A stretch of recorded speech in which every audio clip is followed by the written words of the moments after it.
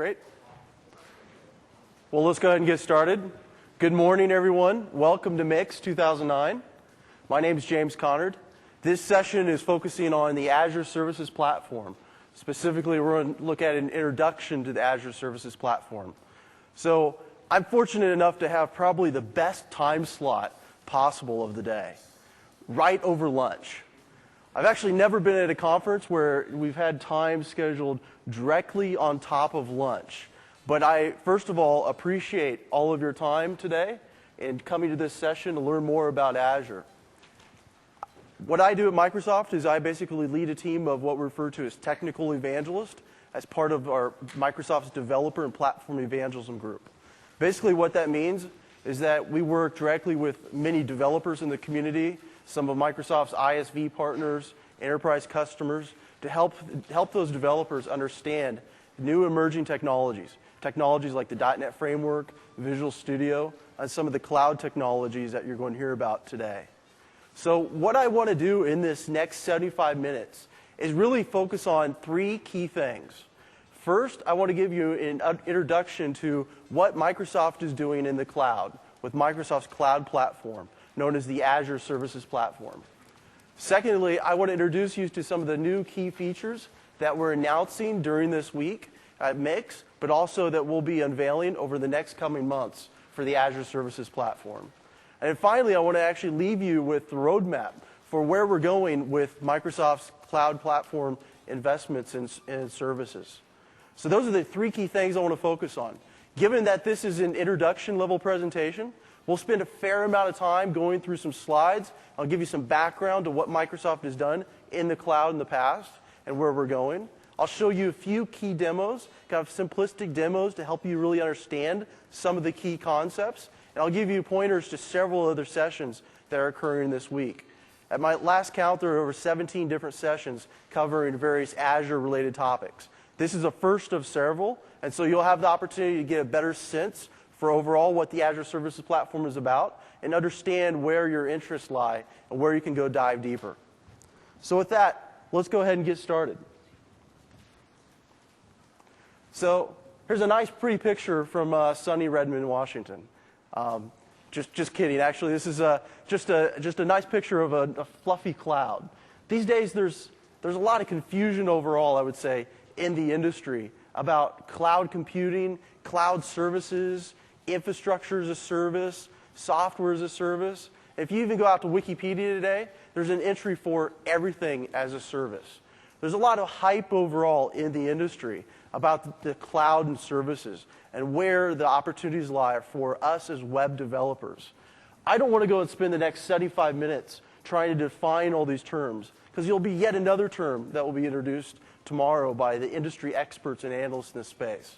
Instead, what I want to do is first turn our attention to what are some of the practical problems that we're facing as web developers today.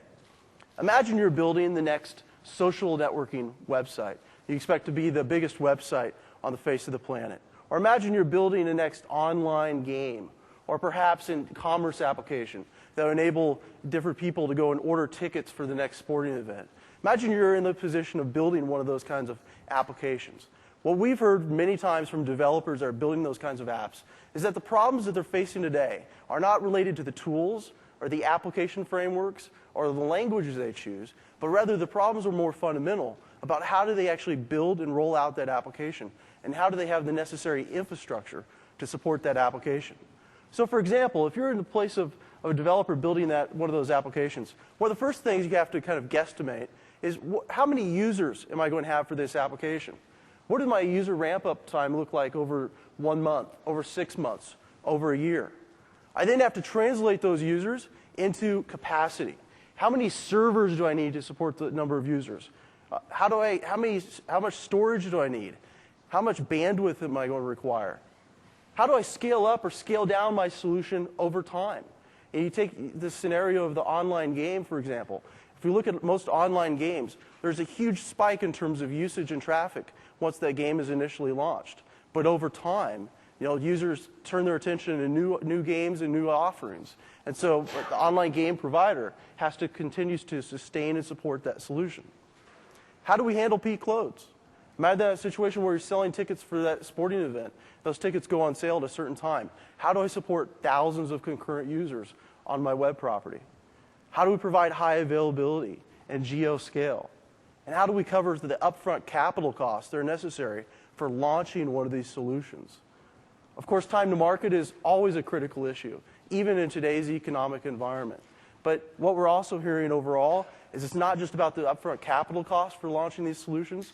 A lot of the problems that organizations are facing today is the ongoing operations cost. And this is true if you're building in the next, what you hope to be the next startup in the online game, but also we're hearing this from many large enterprise organizations and partners that are trying to take solutions and provide them as a service-based offering. So these are some of the kind of the fundamental challenges. What I want to do is actually talk about, well, where does a cloud fit in, and relative to some of the options that are available today that you have as platforms for building and running applications. Well, obviously today, we have the option of having on-premises servers, or you think of it as a kind of a self-hosted model for running your web applications. And so with a self-hosted kind of model or an on-premises model, basically it's a bring your own model. Bring your own machines, bring your own connectivity, bring your own infrastructure. As part of that, your organization, your operations folks, your development teams have complete control. You can optimize the hardware, the software, the entire solution stack around your given web applications. But as part of that, you also take on complete responsibility.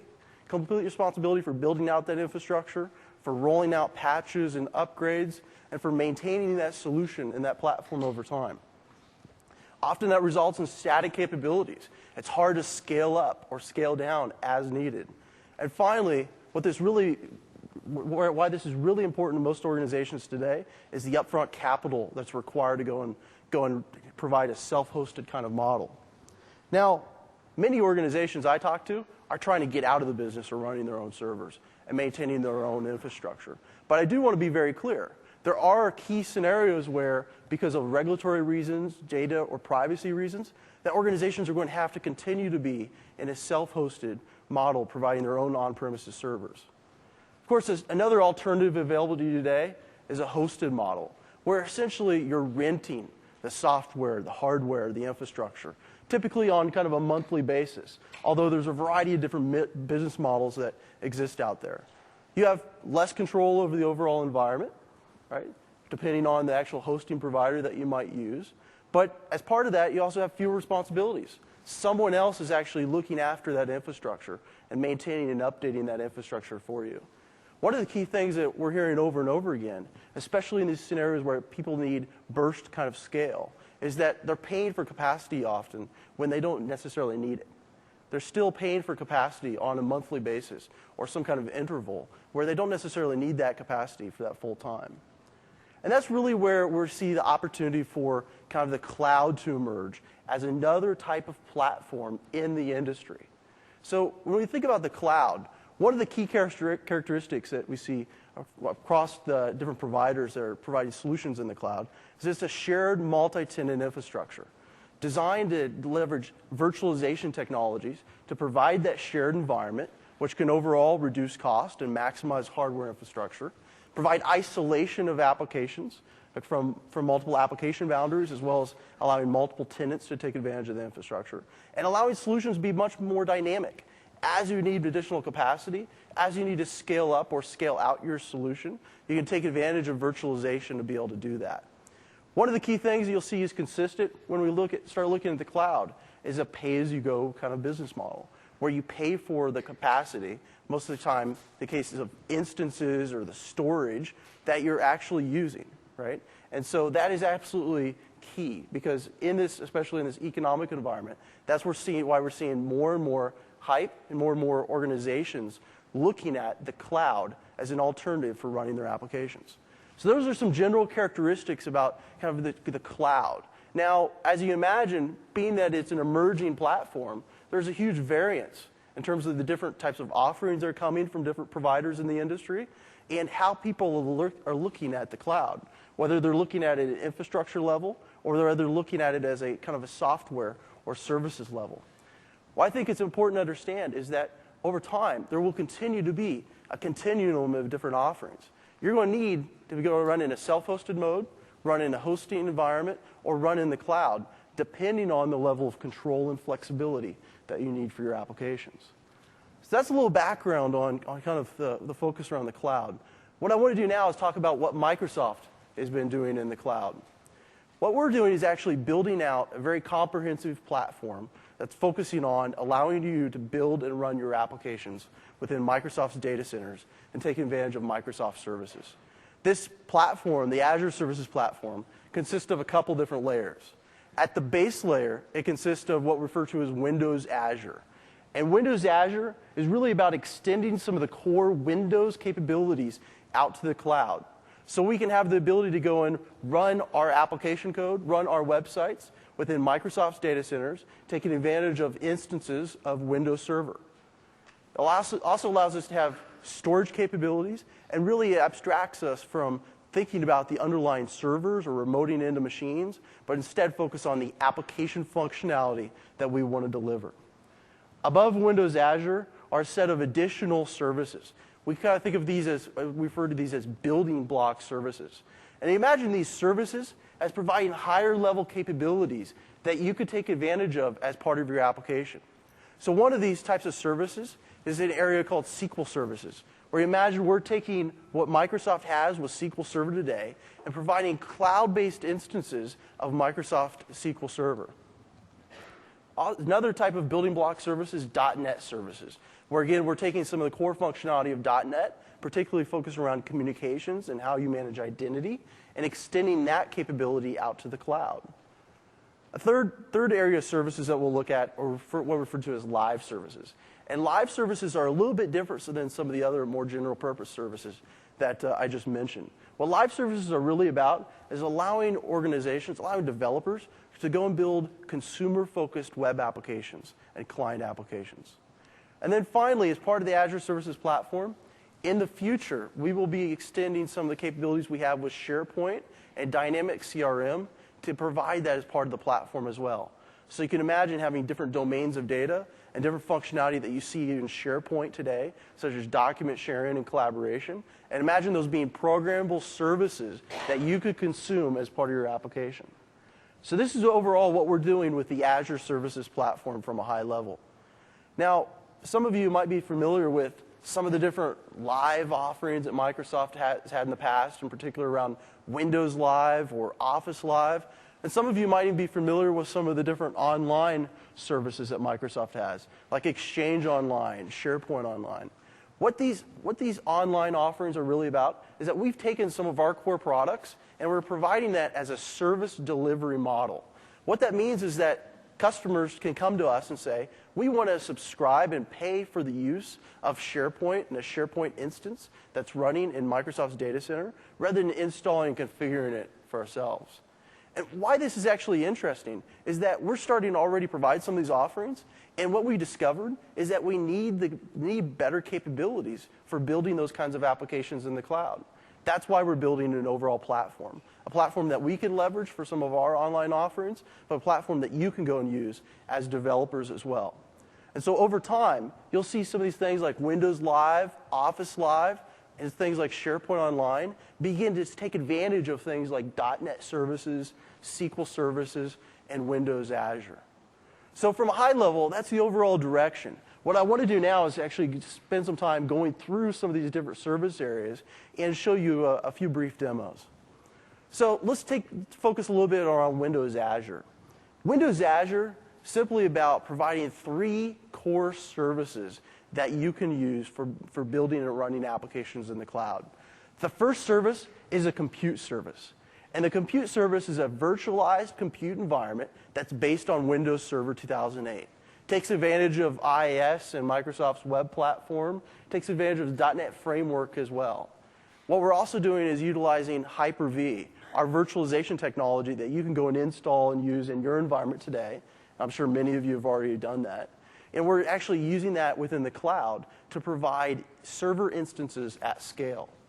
What this really means is that you can go and build web-based applications, ASP.NET applications, or as we announced a little bit earlier today, even PHP applications. Build those applications and deploy them out into the cloud within Microsoft's data center environment. The second key service area is a storage service. And what the storage service is about is providing some simple storage capabilities that you can use as part of the application that you build.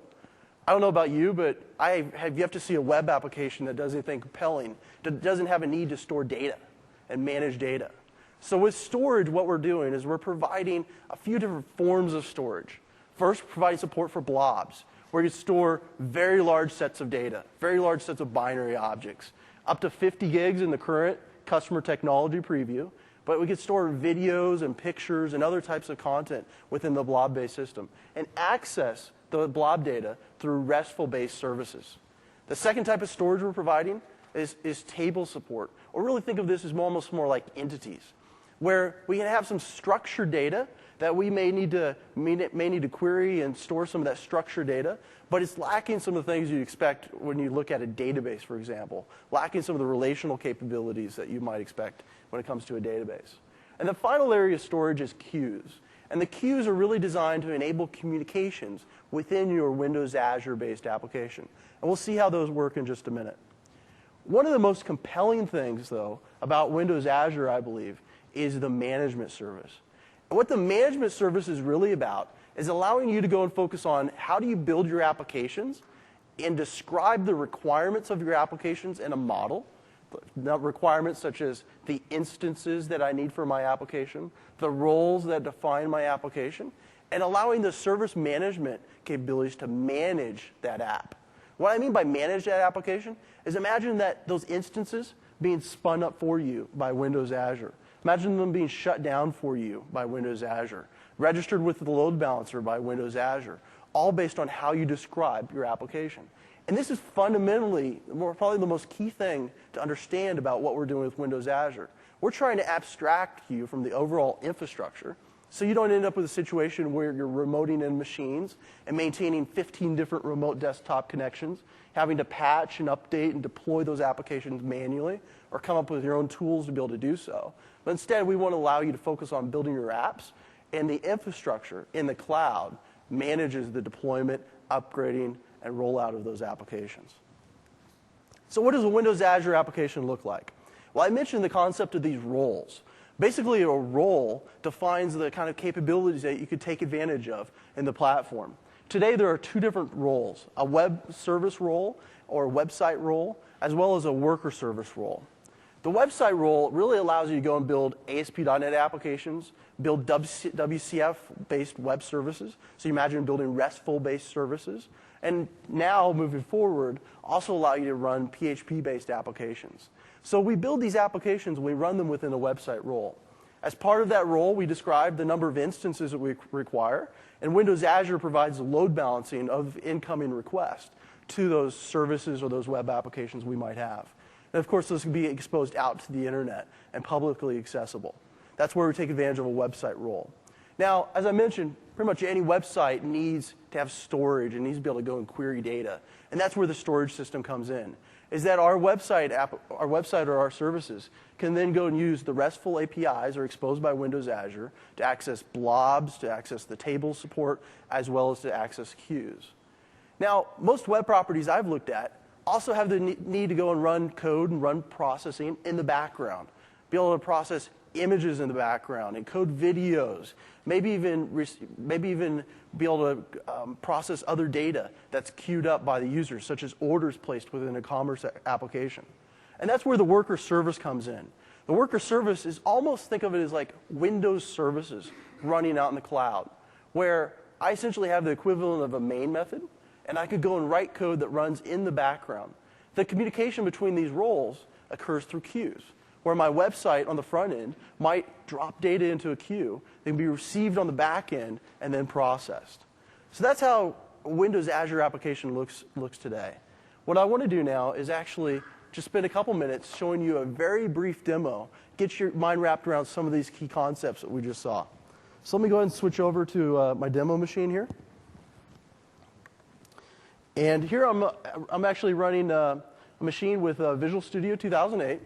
And I've installed on my Visual Studio 2008 machine Service Pack 1 for Visual Studio, but also I've installed the latest Windows Azure software development kit and tools, the latest version that we just released earlier today. So this is something available to you that you could actually go and take advantage of today. So what I'm going to do here is I'm going to go into the new project dialog. And in the new project dialog, I'll just go down to the cloud service category for Visual C#, and I'm going to create a new web cloud service here. And we'll just call this Hello Azure. And I'll just go ahead and pick a different directory here. And so you'll notice that as part of installing these extensions for Visual Studio for Windows Azure, I now have project templates that are integrated directly inside of Visual Studio that I can select from that represent those different roles that we just described. So here I actually have a new solution, and inside of my new solution, I have two different projects. So the first project you see here is just a standard ASP.NET Web Forms project. Above that, I have this new type of project that represents a cloud project, and we'll take a look at that in just a minute. So what I want to do first, though, is actually switch over here to design mode, and I'm going to show off, since this is the Mix audience, I'm going to show off my very impressive design skills. I'm going to go over to the toolbox, go up to the standard category, and I'll drag and drop a label. And like I said, I need to demonstrate my design skills here, so let me go ahead and just adjust the font size here through the point and click properties. And of course, let me go ahead and adjust the font as well. All right. So here I have a very pretty form here from my default ASPX page. And what I want to do is just go ahead and just add a little bit of code so we can see how Windows Azure takes advantage of running ASP.NET based applications. So I'll go into view code, and in the page load here, what I'm going to do is I'm going to simply set the text for that label.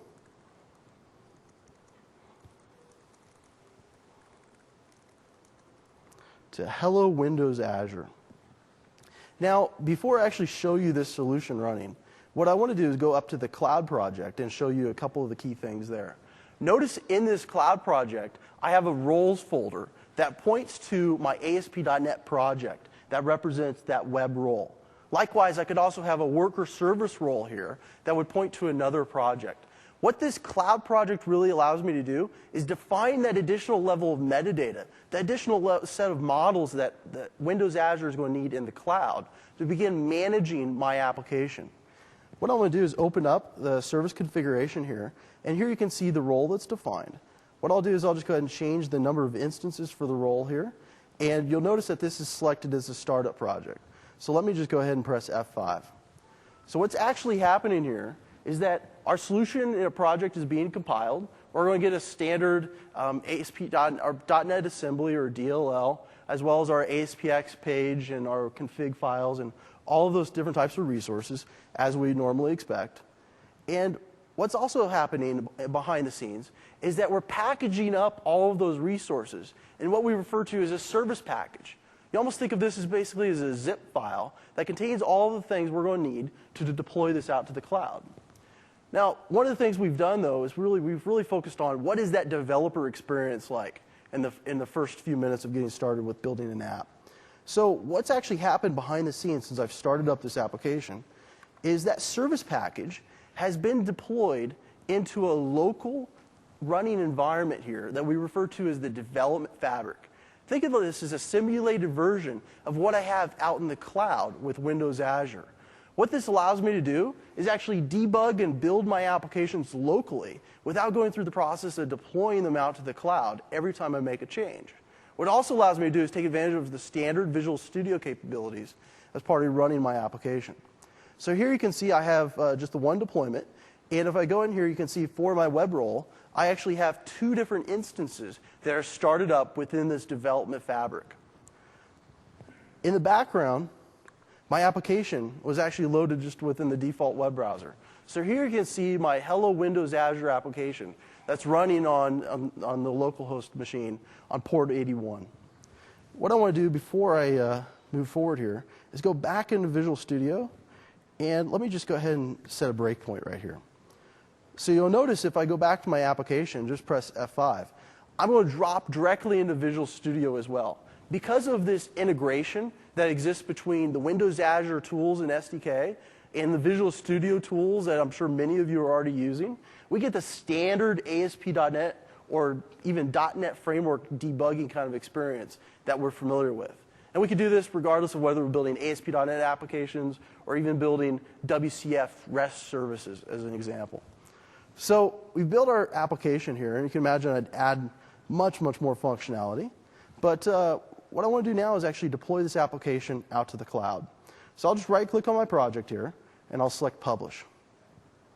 And again, we're going to package up our overall package, and that package is going to be generated into a service package file, or really think of it as a zip file that contains everything we're going to need to deploy to the cloud. What's also happened here in the background is we've been navigated over to the Azure Services Developer Portal.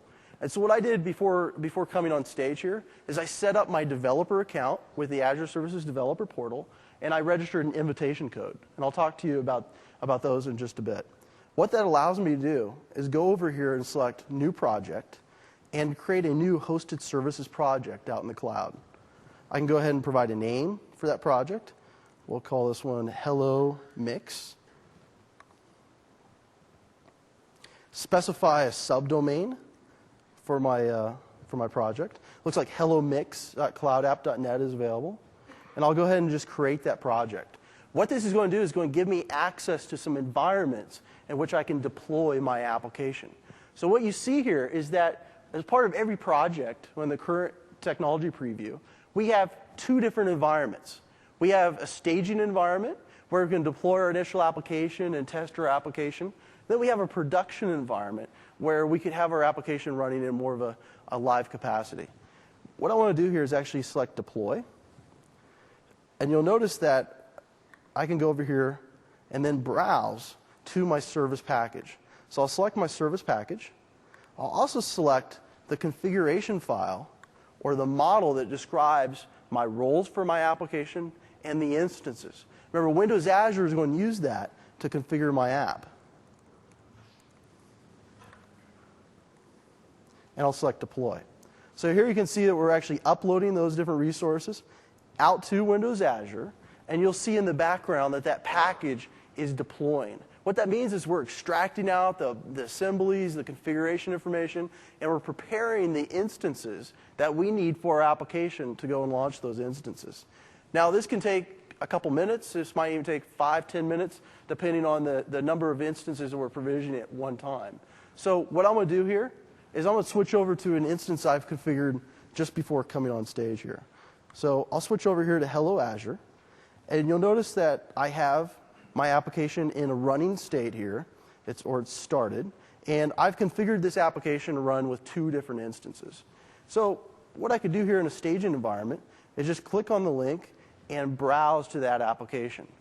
And you'll notice that as part of a staging environment, we generate a unique identifier for that subdomain. So here we see Hello Windows Azure running in my staging environment. What I can do from here is actually move that application over to run in my production environment. So let me show you how to do this. I'll just go ahead and select this option to promote, and then I can then promote that application to running in production. And that'll just take a few seconds to be able to go and swap that environment. So you imagine how difficult that is to do normally, of rolling out updates to different applications. So what we've been able to do here is actually move from the staging environment to having an application that's running at helloazure.cloudapp.net. In fact, you could all go even hit this application today, right now. Is production down while you're updating it? Is production down while I'm updating it? While you're promoting and staging? So production was already running the previous version. In this, Yeah. yep. And you promoted staging. What's production doing here now? So in that time, we're actually going to swap. We're basically just changing the DNS entries. So we're just swapping the DNS entries from pointing to the staging environment to the production environment. Now, today what you see, I want to be very clear, is a technology preview we have for Windows Azure. And so things like deployment, they're actually occurring manually with me going through the portal. You see that we have access to 2 environments. You see that there's a couple different roles that I would actually model. What we're doing at first is actually just establishing the initial infrastructure so we can get some of your feedback on where you need this thing to evolve. You can imagine as we move forward having numerous other environments and even having APIs to be able to go and change the swap production to staging, or even swap from production to staging to pre-production, as an example, right?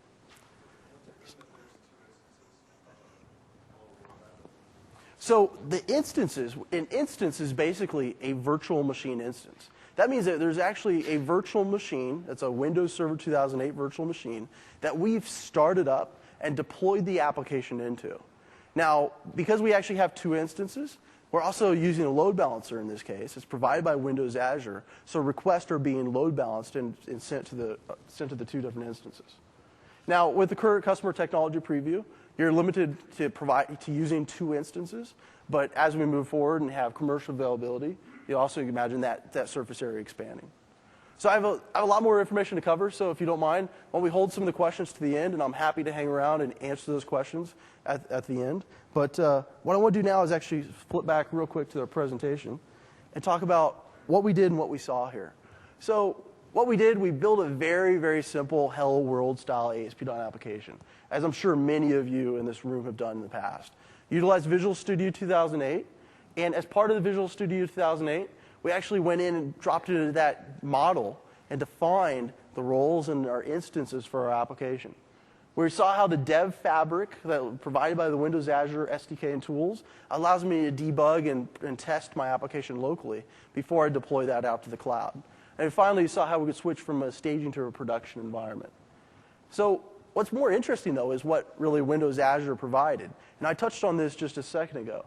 Well, what it provided is these environments to go and run my applications. It provided the automation to spin up those virtual machine instances and deploy my applications as well. Provide the machines, the rack space, all that connectivity, the stuff I didn't have to think about or have to worry about. But it also provided isolation and redundancy, so that as part of this application, I'm actually running on two different instances, and the requests are being load balanced across those different instances. Ultimately, where we believe this is going is it's providing abstraction. We will abstract you from that underlying infrastructure, allow you to focus on building applications and describing the requirements within an XML-based model. So that's what we've provided with Windows Azure to date. What are we announcing this week? Well, there's a few different key things that we've heard feedback on that have really been some of the challenges for beginning to adopt this new technology. One of the first areas has been the trust model. To date, Windows Azure has used a partial trust model that's provided by the .NET framework that limits you in terms of some of the capabilities that you could use from other .NET framework libraries. So, for example, combining and integrating the service bus or the live framework was not possible to do directly in the past with the CTP. Moving forward, what we're doing is enabling full trust, so you can now begin composing things like the .NET services or the service bus with Windows Azure. And I'll show you what that looks like in just a bit. What we also announced earlier today is that we're enabling fast CGI support for IIS and Windows Azure. Fast CGI is something we've provided with IIS and Windows Server for some time that basically allows you to run PHP-based applications. What we're doing now is enabling that functionality in the cloud, so you can even build PHP applications and deploy them out to Windows Azure. And that's something that's available today. You can start to explore. We're also enabling native code support via pinvoke. And what this basically means is because we're switching over to a full trust model, you could have unmanaged code that you would write in C or C++, deploy that code as part of your service package out to the cloud, and invoke it from your ASP.NET applications, from your WCF services. And this is an area of feedback we've gotten. This is an area where we've gotten a lot of feedback from primarily our ISV partners. What we're also doing with the new SDK and tools is that there's actually a single install now for the Visual Studio Tools extensions for Windows Azure. And what that single install does is it installs all of the SDK components, including the dev fabric and the samples as well. One of the other key things it does is actually monitors, if you elect to monitor the website for incoming updates. So you can get a little notification when there's new updates for the SDK and tools. And that might be in a situation where we've deployed new capabilities in the cloud that you need new SDKs and tools to take advantage of. As we move forward, we will, over the next couple months, begin running Windows Azure in multiple data centers. And what this really means is that you will have the ability to go and say, I want to run my ASP.NET application, or I want to take advantage of my storage within specific data centers. And we'll surface that capability through the Azure Services Developer Portal. Running in 2 North American-based data centers is just the start, As we move forward to when we get into a commercial availability, we're planning on running within data centers outside the US as well. So there are several other Windows Azure sessions throughout MIX. In fact, just later this afternoon, Manu Ver from the Windows Azure team is going to give an overview of Windows Azure and go in a little bit more detail than I've done here. Later today, also Steve Marks is giving a session on building web applications with Windows Azure. And during the session, he'll actually show how you could build an application that integrates with Twitter. And it's an ASP.NET application running out in the cloud. And I'll show you that as well in just a few minutes. And then finally on Friday, there's actually a session that will dive into the tools and some of the new tools enhancements that I just mentioned. So for some of you, Windows Azure might be everything you need. Might be, when you look at the cloud, it might be what you need in terms of compute. It might be what you need in terms of storage. That might be sufficient for Microsoft's cloud offering for you to take advantage of building applications to run out in the cloud. For others that we've talked to over the last few months, there's a need for additional capabilities. One of the key capabilities that we've heard over and over again is the need to have a relational database support. The need to have the ability to go and define tables and have relationships across those tables and force those relationships through constraints, be able to take advantage of things that you see within database systems today, such as stored procedures and triggers. There's also a need for connecting existing on-premises applications. With Microsoft, we work with a wide variety of different partners and customers. Some of our partners have hundreds of thousands of lines or millions of lines of code that they've deployed in very large enterprise environments. But at the same time, those enterprise-type organizations want to start taking advantage of the cloud in select scenarios. They want to be able to begin carving off pieces of their application and running those pieces out in the cloud.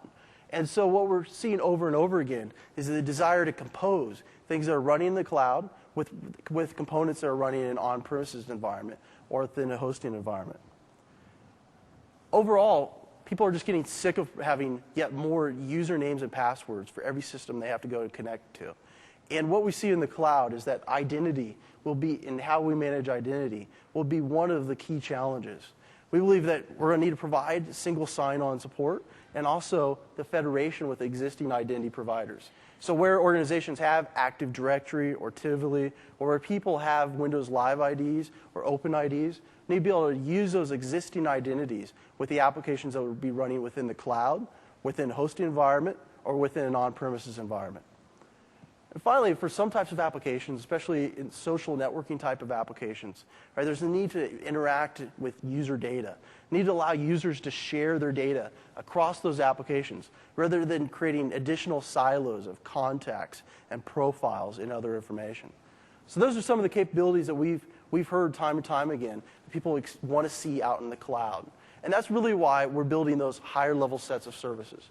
I mentioned that these services are what we refer to as building block services. And what they're really designed to do is expose some of this higher level capability through standard web protocols, through REST or SOAP, or through established protocols that we're already using in existing APIs, which we'll see in the case of SQL services, and be able to consume these services regardless of whether your application is running in Windows Azure, or your application is running out in a hosting environment, or your application is running on your on-premise servers. Right? So allowing you to compose these services is absolutely key, because we don't want to create a situation where you have to consume the entire platform in order to see any of the advantages. So let's spend a little bit of time talking about a few of these services. The first area is around SQL services. And with SQL services, what we're focusing on is taking some of the functionality you have with Microsoft SQL Server and extending that out to the cloud. So if some of you are familiar with Microsoft SQL Server today, very well-established product that has relational database capability, it has reporting capabilities, has business intelligence capabilities, has the ability to go in and transform and integrate and bulk load data or bulk export data as well. And so what we're doing is extending those capabilities out to the cloud. Literally, the team that has built SQL Server has decomposed the transactions engine, the storage engine, the query engine, and they're now running that out scale out in the cloud. The first services that we'll provide as part of SQL services will be what we refer to as SQL data services. And that is really the relational database capability.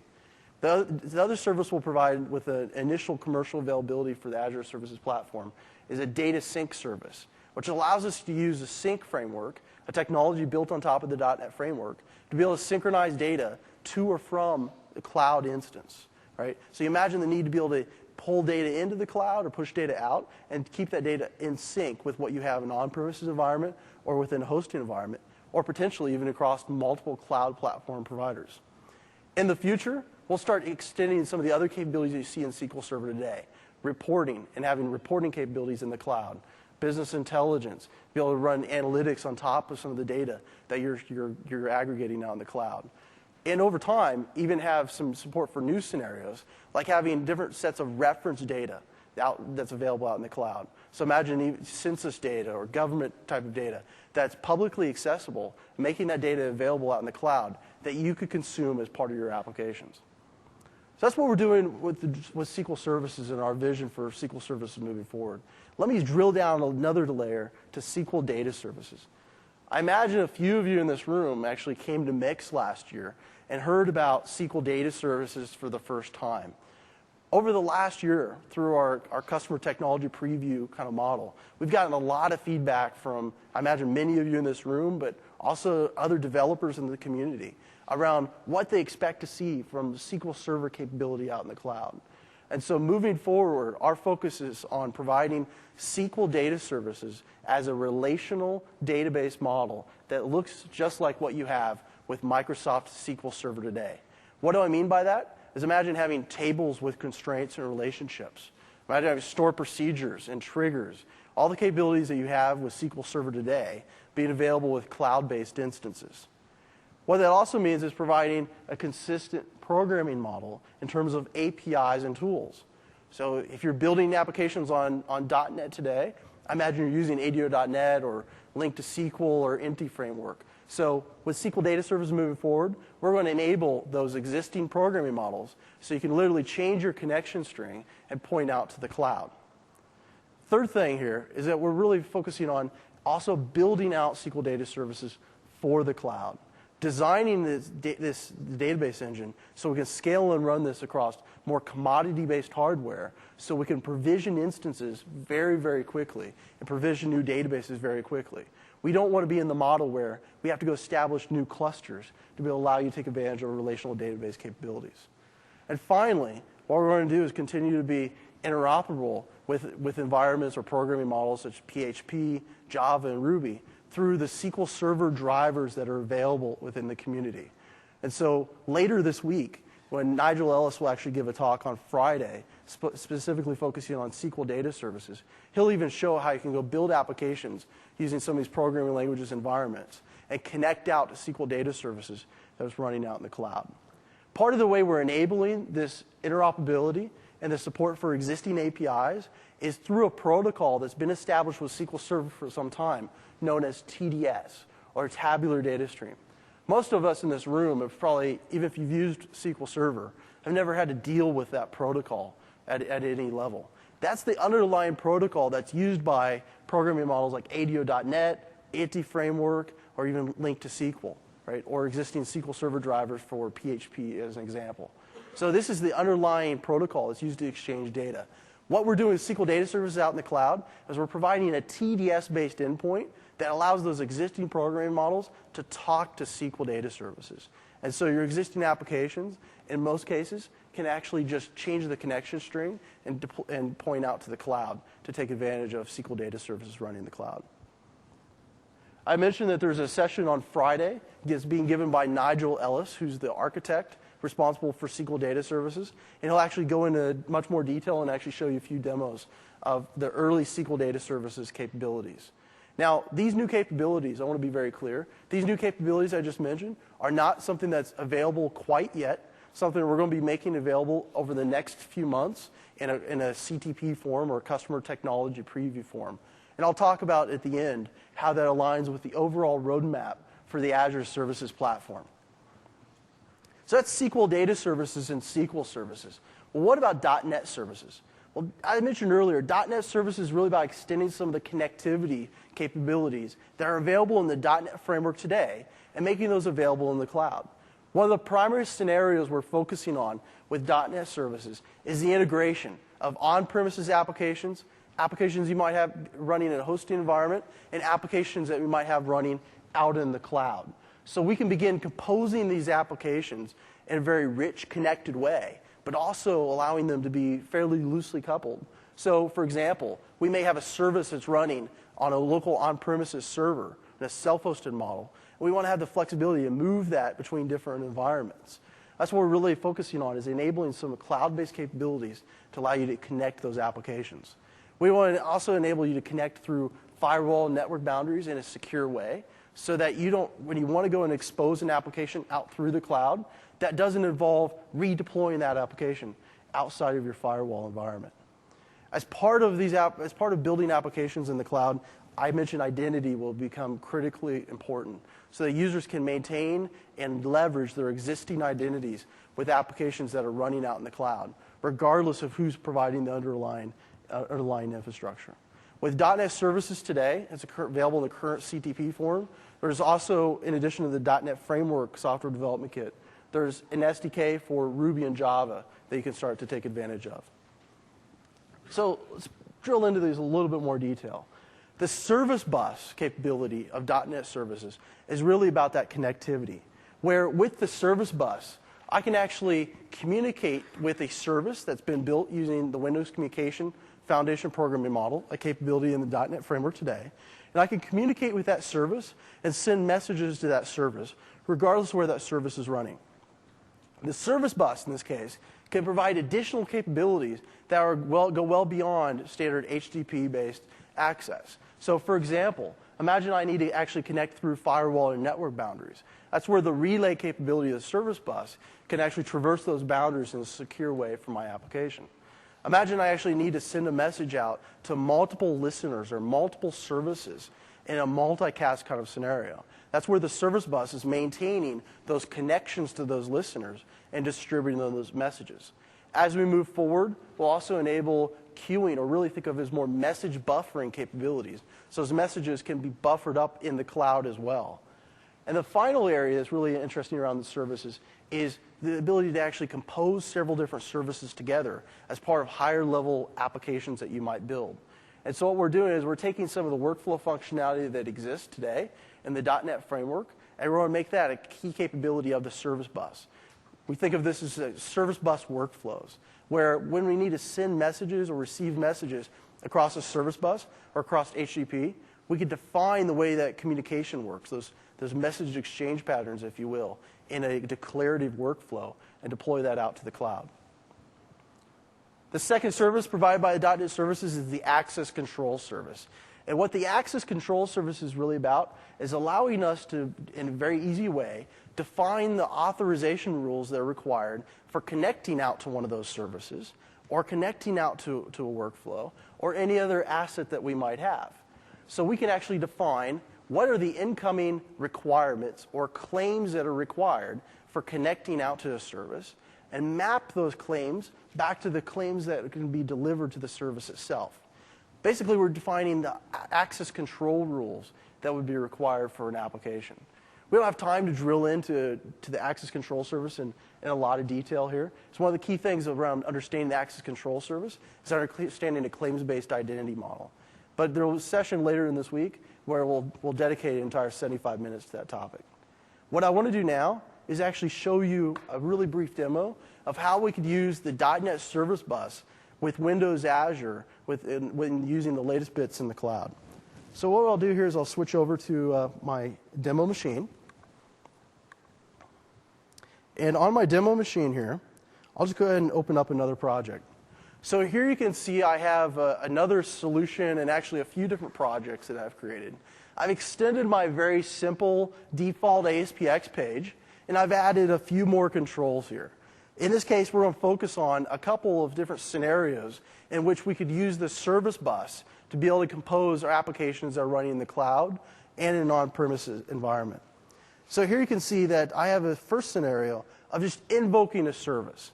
So imagine I have a web-based application. As part of that web-based application, maybe it's a commerce application, right? I need to actually go and call down to functionality that's running on on-premises servers, or servers are running in a hosting environment.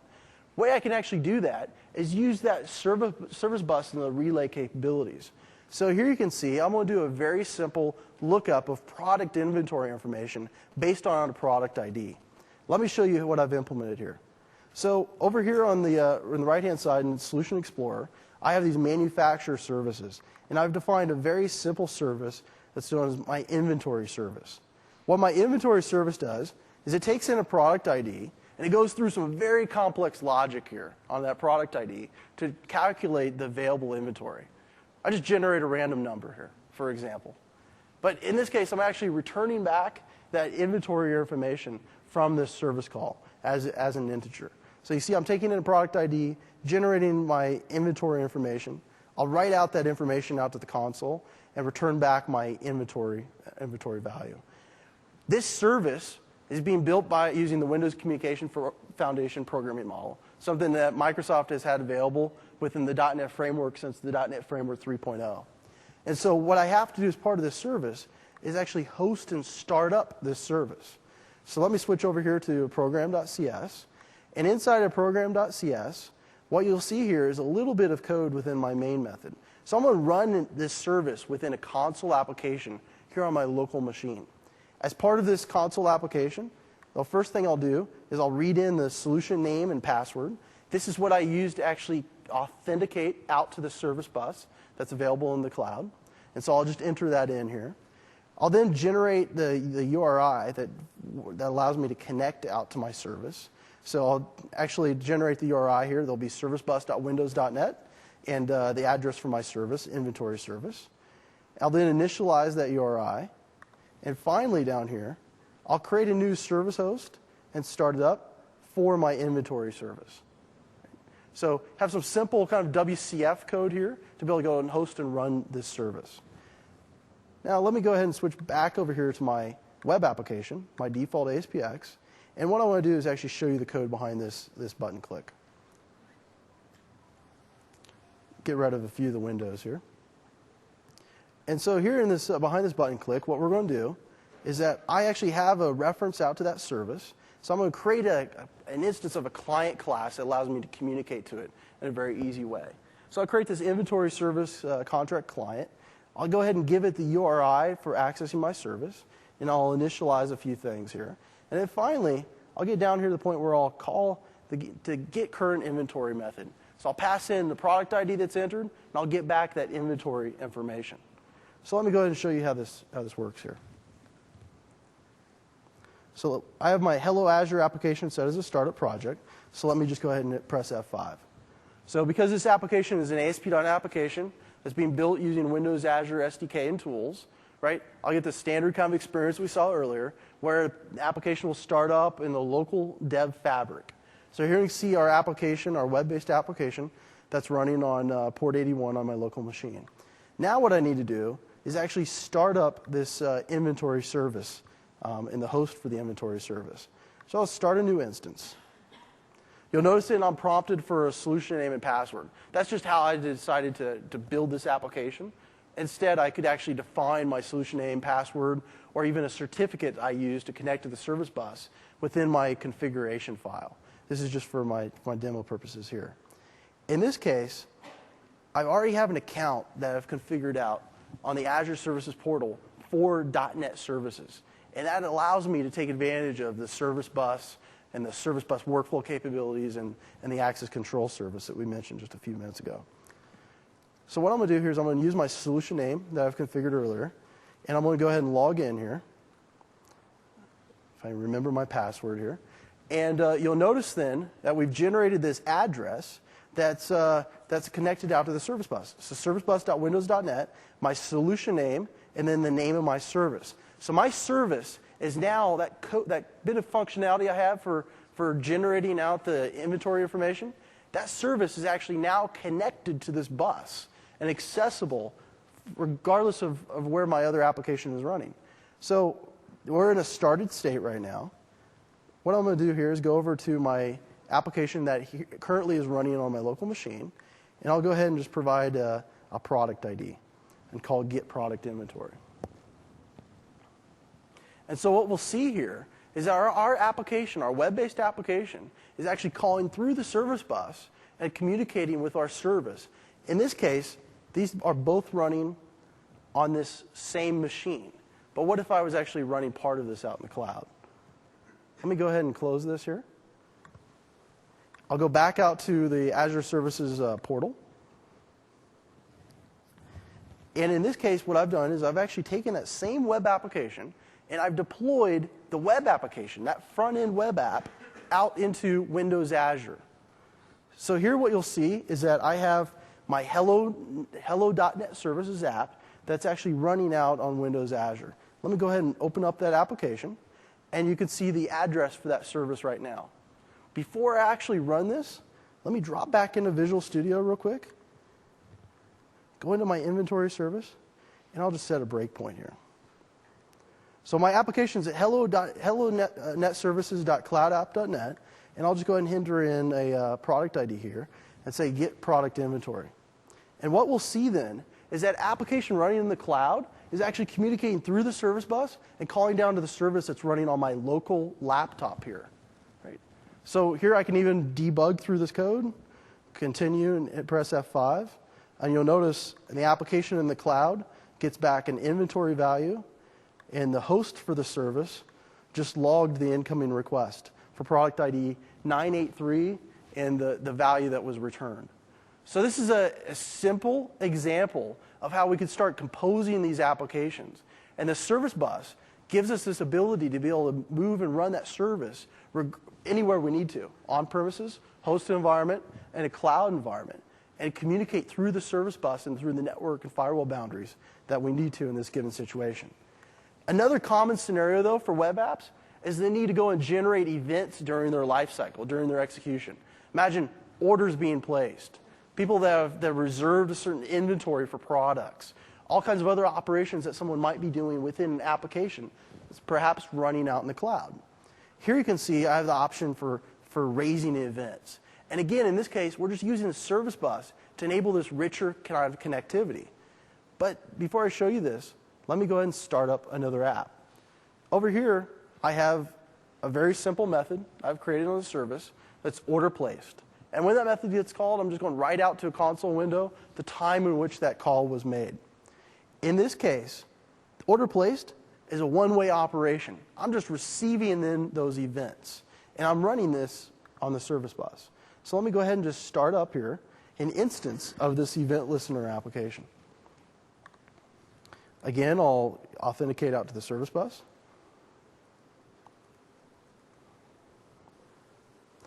And while that's actually connecting, let me go ahead and start up another instance as well.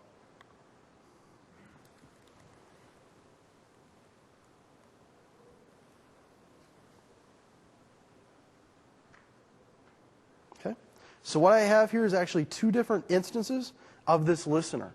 These services that are running, in this case on my local machine, they're connected out to the service bus, and they're listening for messages. Now watch what happens when I go out to my web application that's running in Windows Azure. What I can do here is select the option to send an order placed event. And what we'll see in the background is that both of these listeners have received the message. So the service bus is actually maintaining the subscriptions and knowing who's connected to this service bus, and it's sending those messages to all the different listeners that are connected. So allowing us to do this multicast kind of capability. So let me switch back over here to the presentation. So I described a couple times kind of what's happening in this kind of scenario. Let me show it to you on a quick diagram. So we have our ASP.NET application that's running out at hello.netservices.cloudapp.net, and it's connected out to the service bus to invoke functionality, get inventory information, but also to go and raise events. We've created a service, first one, to actually go and receive in the request for inventory information and return that back. And it's running on my local laptop here. You can imagine I'm plugged into the event network. I'm sitting behind a local firewall. I'm sitting behind who knows what kind of networking infrastructure here in this conference venue. And I'm still able to connect through the service bus to that local application, right? And while this is a very simple example, right, of connecting to a laptop, you imagine me running services on a server environment where maybe there's some data or some functionality that I can't deploy out to the cloud for one reason or another, but I need to be able to integrate and connect that functionality to my applications that are running in the cloud. And likewise, we saw an eventing scenario where we could send one message, one call out to the service bus and have that be distributed to multiple listeners.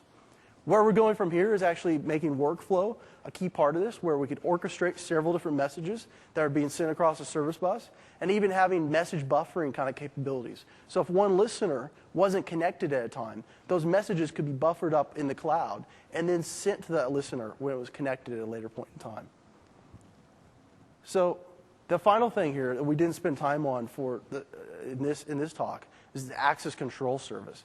And the access control service would allow me to define the authorization rules for who can consume my service, who can connect to these services that are running on the service bus. And we'll have a whole dedicated session on that later in the week. In fact, this session is actually titled Simplifying Distributed Access Control with Microsoft.NET Services, and being given by the program manager that's responsible for that service area. I would highly recommend, if you're interested in this idea of building these hybrid applications, for you to go to the session that's a lap around .NET Services that's being given by John Shuchuk, who's the technical fellow that actually defined the service bus at Microsoft. And so he'll actually be showing some of these scenarios, but also going into a lot more detail on how we see these kind of connected applications evolving as we move forward. The final area of services I want to spend a few minutes on is around live services. And with live services, Microsoft has provided different services running in the cloud for live for some time now. I imagine many of you in this room have live IDs, for an example. Live ID, we actually do 1.2 billion authentications a day through the Live ID identity service. And so that's a service that we've had running out in the cloud at scale for some time. We've also had different kind of web-based properties being run as services, such as Windows Live Spaces. Or Windows Live Messenger is used by millions and millions of people. So there are 460 million contacts that are defined within Windows Live Messenger today. And so these are all different services that we've had running for some time. Last year around this time frame, we announced this new thing called Live Mesh. I imagine many of you have seen this Live Mesh capability. A little application I can install on my machine. It gives me file, folder, kind of sharing capabilities, allows me to synchronize my file and folder data across multiple machines or multiple devices, and also allows me to do remote desktop capability. That was the initial kind of capabilities we started exposing with Live Mesh. But what most people didn't realize is that there are a whole set of different other kinds of services behind the scenes. And those services are things like user management, defining the users that have access to given applications and the users that you have relationships with, the different devices and managing the devices that you have, ranging from mobile devices to laptop PC devices running Windows, or even devices running Mac OS.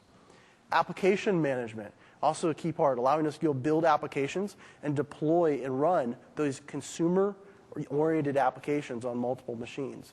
And finally, allowing us to synchronize data. And so when we first announced Live Mesh, our focus was really around file and folder capability. But what we did was we built a programming model that allows you to stuff any kind of data in that, any kind of user or consumer-oriented data, calendars, photos, all contacts, all kinds of other information, and take advantage of these services to synchronize that data across multiple devices. One of the key issues that we've had with live services, quite honestly, has been that we've had separate programming models for each service you'd go and look at. And so as we move forward, we're establishing the thing we refer to as a live framework as a single programming model for accessing all these services.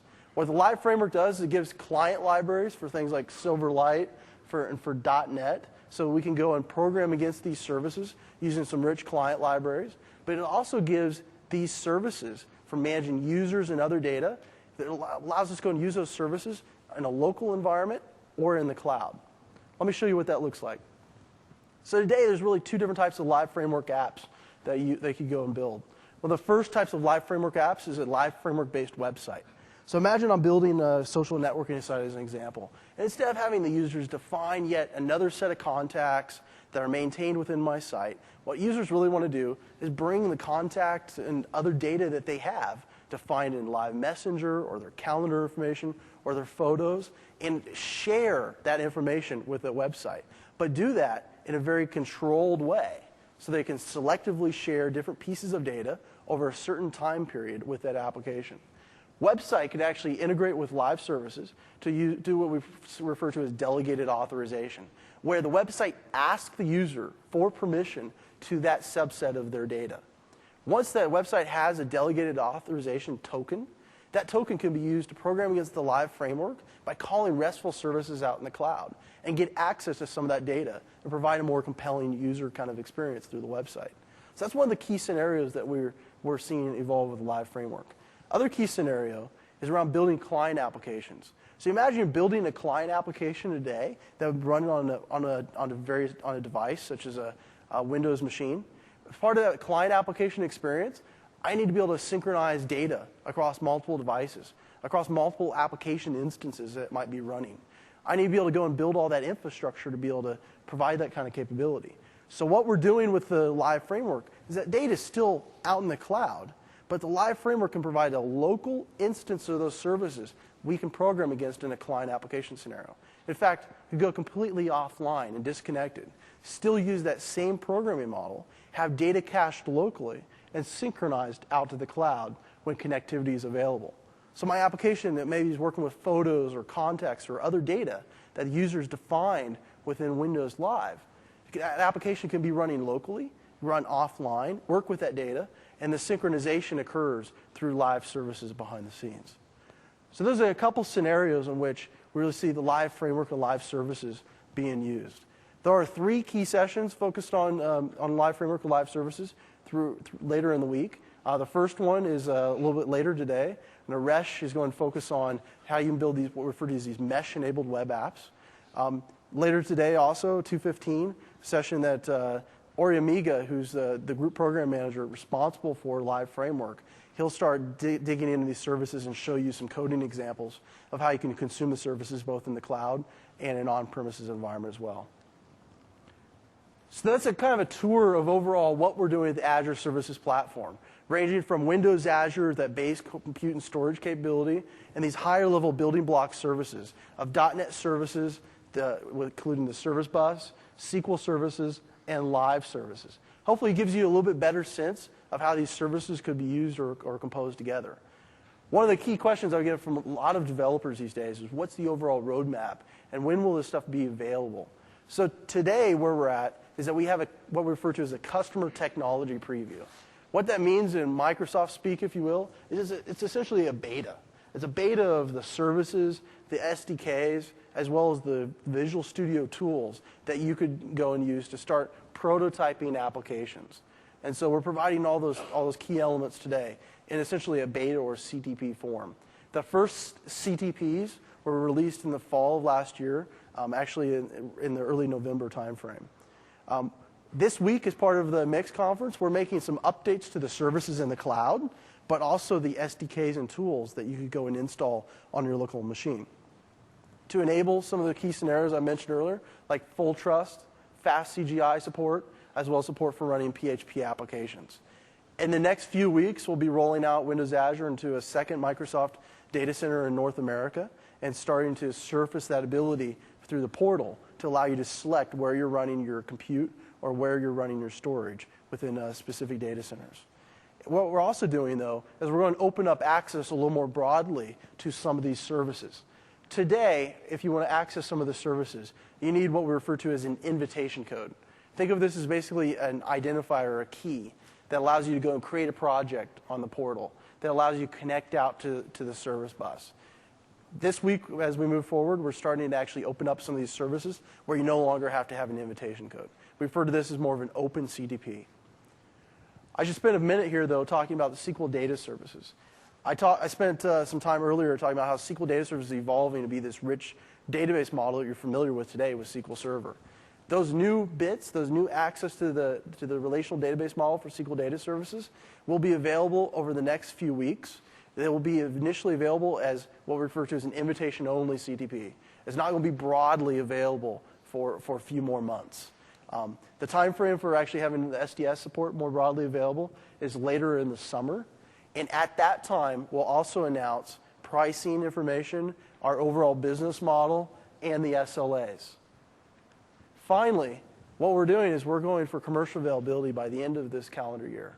So what that means is we're actually want to provide the services running in the cloud, provide SLAs behind the services, provide pricing around the services so you can pay and use the services, and that in turn would allow you to go live with your applications that are using Windows Azure, .NET services, or SQL services. And so that will be the first commercial availability of the Azure Services Platform, the point where you can really go live with your applications in a production capacity. That's when we'll also, as part of that, lift some of the various developer restrictions that you see today. Things like 50 gig limits on blob storage, things like 2 instances for running Windows Azure applications. We get in commercial availability mode, and you can imagine having your Windows Azure application that's running 50 instances, 100 instances, 500 instances, whatever you need for taking advantage of out in the cloud. And so that's when we'll start lifting some of those overall meters and restrictions that we've imposed right now in the CTP form. So how can you get started today? Well, the software development kits and tools are available online today. So, in fact, just earlier this morning, we released the new Windows Azure Visual Studio tools that include the SDK. You can download the .NET Services SDK for the .NET Framework, or even .NET Services SDK for Ruby and Java today, as well as the Live Framework has a new updated CTP that released just last week, and that's available online as well.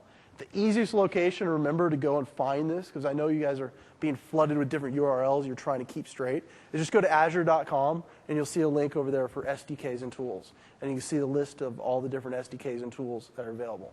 You will continue to need an invitation code for Windows Azure that will allow you to deploy and run applications out within Microsoft's data centers within the cloud.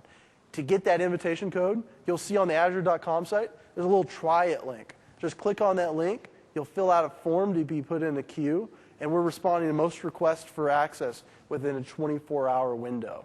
And so we're just using that process to be able to go and manage all the incoming requests that we've been receiving.